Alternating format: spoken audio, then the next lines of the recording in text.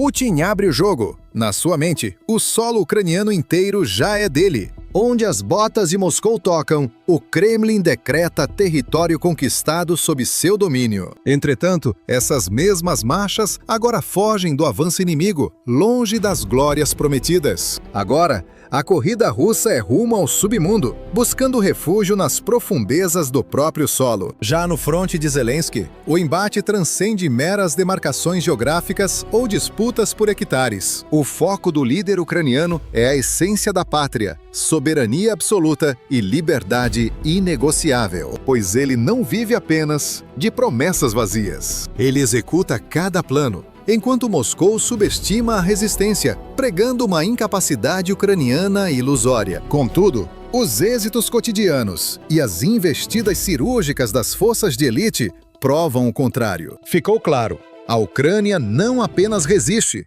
ela golpeia o coração da fera em seu covil. Resgatem a memória. Em dezembro, revelamos documentos cruciais que antecipavam esse cenário sombrio. Alertamos que Moscou gastaria 1 bilhão e 700 milhões de dólares construindo bunkers na surdina. Naquele instante, o mundo ignorou a magnitude e o perigo real que essa movimentação ocultava. Reportamos até o pânico dos governadores russos, instruindo civis a buscarem refúgio dentro de armários. O senso comum julgou tais precauções como simples histeria local ou medidas isoladas sem nexo. Mas hoje, 13 de fevereiro de 2026, a máscara russa caiu oficialmente. O Kremlin ordenou a reativação imediata de mais de 20 mil abrigos em todo o país. Sem engano, estamos falando de precisamente 20 mil refúgios subterrâneos em massa. Não é treinamento. O mesmo autocrata que prega normalidade agora prepara o país para o impacto. No fundo, a mensagem é: salvem-se quem puder, pois o fim dos tempos bate à porta. Contudo, o verdadeiro pavor desse enredo militar não reside apenas na construção dessas fortalezas subterrâneas. O enigma é: diante do vazio de mão de obra que assola as indústrias russas agora, faltando 12 milhões de operários, para quem Putin erguerá essas fortalezas de concreto? A verdade choca. Migrantes indianos e afegãos. Hoje no canal Senhor da Guerra. Desvendamos o desespero que consome os corredores profundos do poder no centro do Kremlin. Analisamos os mísseis Flamingo e os 80 mil russos que sucumbem ao gelo sem amparo. Estudamos a miséria de uma nação em guerra. Mas antes, enfrentemos o questionamento que todos evitam. Qual o motivo dessa pressa desesperada em blindar o subsolo justo agora, neste fatídico momento? Por que em meados de 2026 e não nos anos anteriores? O motivo? Simples. A estratégia russa para subjugar Kiev ruiu completamente agora. O caos saltou às trincheiras. Agora, o parque industrial e o âmago russo estão sob mira. Observem os registros da última madrugada. As redes sociais fervem com provas visuais de uma derrota. Os novos mísseis Flamingo humilharam os sistemas de defesa antiaérea que Moscou jurava serem impenetráveis. Pelo menos 6 projéteis Flamingo rasgaram o espaço aéreo inimigo, desafiando a vigilância russa a noite toda. Esqueçam pequenos danos. Tratam-se de ogivas colossais, capazes de devastar alvos estratégicos com precisão. A tecnologia russa apenas assistiu impotente enquanto os mísseis ucranianos traçavam o caminho da destruição. Contemplem os vídeos vazados por ativistas. O céu da Federação Russa tingido pelo fogo das explosões. Labaredas gigantescas consomem instalações vitais, expondo a fragilidade do gigante que se julgava invencível. O escudo de Putin virou peneira. Relatórios da Carta 97 confirmam o desastre nas defesas. Complexos de energia essenciais. Linhas de produção bélica e centros de comando foram duramente atingidos hoje. Os centros logísticos profundos da Rússia estão caindo em efeito dominó sob a fúria dos ataques. Erguer 20 mil bunkers é a tentativa desesperada de silenciar o estrondo das bombas que caem. O alto escalão ministerial de Moscou perdeu o fôlego para sustentar mentiras perante a realidade brutal. Se a vitória é certa, por que os habitantes das metrópoles russas correm agora para as sombras? A verdade é nua e crua. As fronteiras do conflito foram rompidas e a Rússia queima.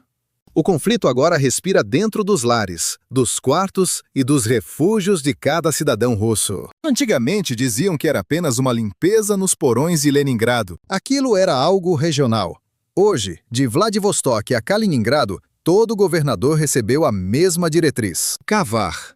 E o pânico atual não se limita mais apenas às bombas convencionais. Enquanto erguem muros para civis, o Kremlin faz soar o alarme para blindar seu arsenal atômico. A Rússia apresentou seu protótipo no fim de 2024 e já iniciou a fabricação em massa. Os abrigos móveis Kub-M agora estão sendo espalhados por todo o território nacional. Mas afinal, qual é a verdadeira função dessas estruturas? Elas prometem barrar não só estilhaços, mas também a radiação nuclear e a chuva química letal. O Estado está enviando um recado brutalmente claro para sua população. Se Putin jura que tudo segue sob controle, por que está empurrando bunkers nucleares ao seu povo? Isso não seria injetar o pavor de um apocalipse atômico no subconsciente da sociedade? Enquanto a TV estatal exibe marchas triunfais, abrigos de radiação brotam silenciosamente nas sombras. Essa contradição absurda está estraçalhando a saúde mental do povo russo. Putin ordenou a criação de 20 mil abrigos para supostamente proteger a nação. Parece o ápice da responsabilidade governamental, não acha? Mas para quem conhece as entranhas da Rússia,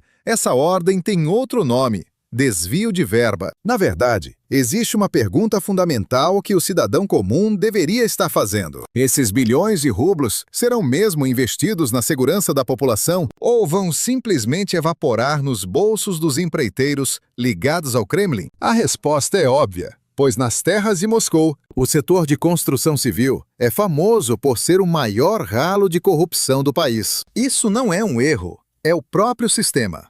O custo das Olimpíadas de Sochi foi inflado em 6 vezes. Centenas de milhões foram saqueados durante a construção do Centro Espacial Vostochny. Os empreiteiros sumiram e os operários ficaram meses sem receber um tostão. O próprio Putin, furioso diante das câmeras na época, admitiu que o dinheiro foi roubado. Mas ninguém foi punido.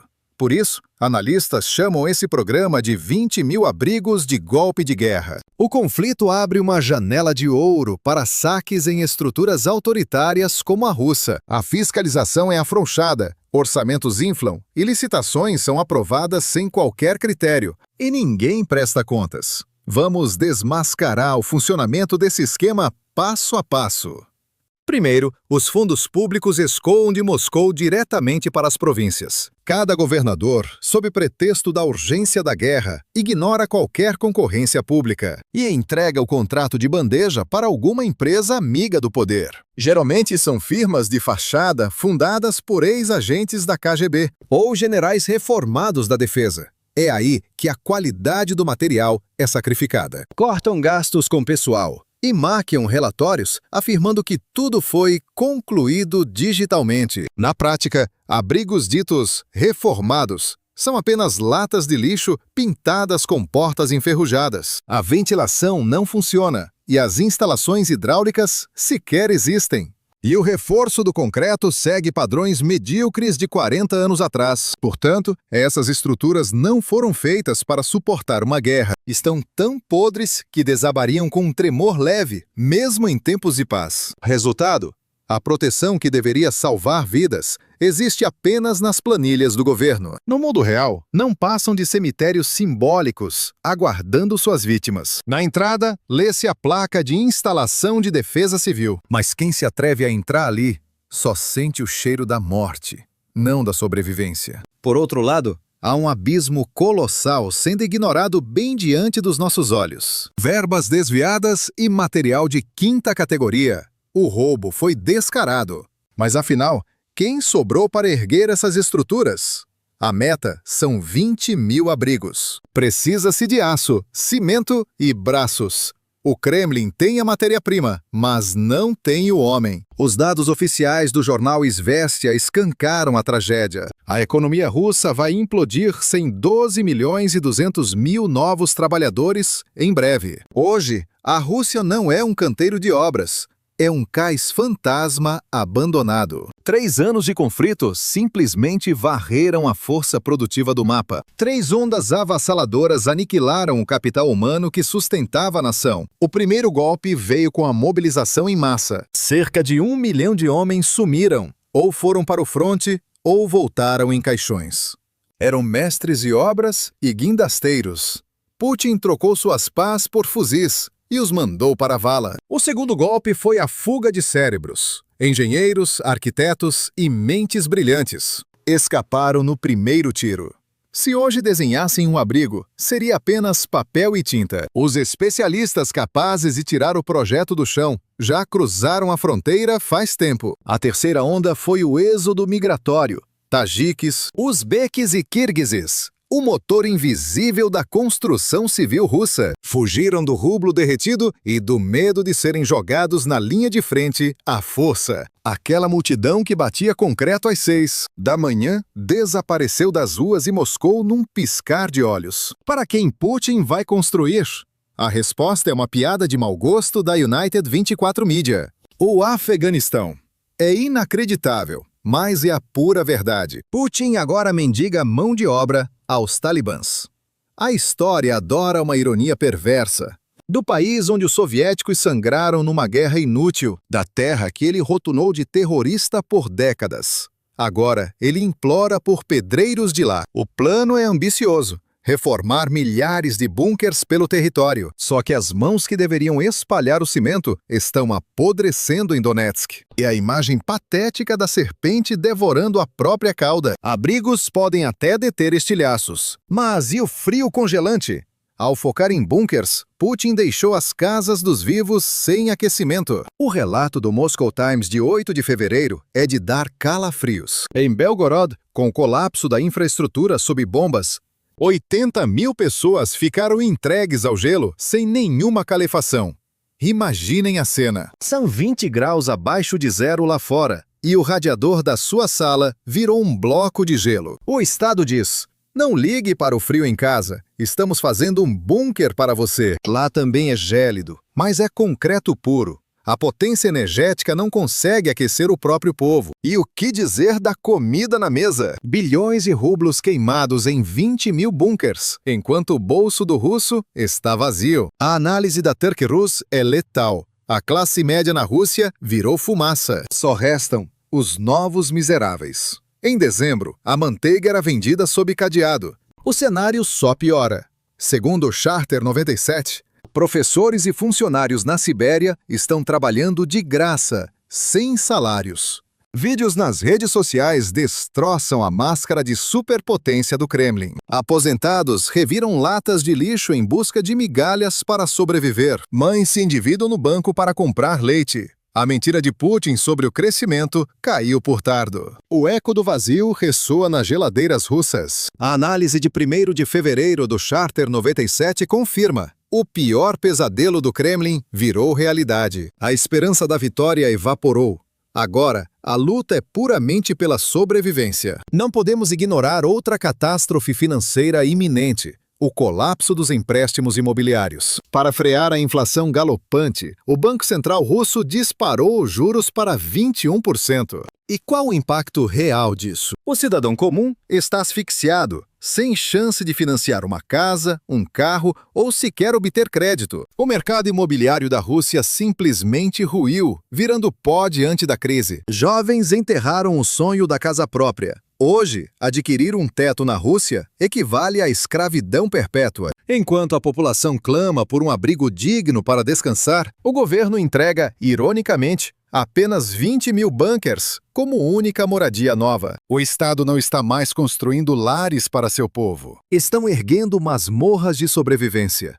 Mas e o espírito dessa nação? Como suportar a vida sob o peso de um conflito eterno e do medo onipresente? A mente do russo médio vive um conflito brutal ao ligar a televisão. Solovyov berra vitórias imaginárias em Kiev e marcha sobre Berlim, vendendo uma superpotência de papel. Mas nas ruas, a realidade são baterias antiaéreas vigiando o topo dos prédios. Porões residenciais viraram trincheiras improvisadas contra ataques iminentes. Nas escolas, crianças russas agora aprendem o manejo de máscaras de gás como matéria básica. O povo se questiona: se a vitória é certa, por que estamos nos escondendo? A sociedade se habituou à guerra. Mas esse conformismo é uma patologia social. Trata-se de uma impotência aprendida. As sussurradas conversas de cozinha da era soviética ressurgiram. O silêncio é obrigatório nas ruas e nas ligações telefônicas. As redes sociais tornaram-se campos minados, onde um post leva à prisão. Entre quatro paredes, amaldiçoam o regime e a guerra, enquanto vem o dinheiro evaporar. Um governo que empurra seu povo para bueiros e abrigos falhou em sua missão primordial. A estabilidade prometida por Putin há 20 anos foi trocada por uma luta desesperada pela vida. Nos abrigos subterrâneos, as preces não são dirigidas ao líder supremo. Eles apenas imploram pelo fim desse pesadelo sem fim. Resumindo o caos, a Rússia afunda no subsolo pelas ambições de Putin, enquanto Leningrad limpa seus porões. Estacionamentos em Moscou agora servem como refúgios contra bombardeios. Vilarejos fronteiriços esvaziam sob mísseis incandescentes, enquanto 80 mil almas sucumbem ao frio extremo. Com a escassez de mão de obra até para cavar buracos de proteção, a ilusória Grande Rússia de Putin jaz enterrada a 7 palmos do chão. Assim que essa infraestrutura de medo estiver pronta, esses abrigos não oferecerão segurança real a ninguém. Serão mausoléus de um futuro incinerado pela arrogância e pelos erros fatais do regime. Em 2026, o ícone da Rússia não serão as estrelas do Kremlin, mas sim o ferro enferrujado das portas dos bunkers. Esses muros de concreto visam salvar vidas ou apenas adiar o colapso inevitável? Quero ler sua opinião. Para entender a verdade nua e crua além do campo de batalha e mergulhar no abismo das finanças e dos abrigos, siga o Mr. Warlog. Aqui é Charlie, do time Mr. Warlog. Mantenham-se seguros e permaneçam alertas.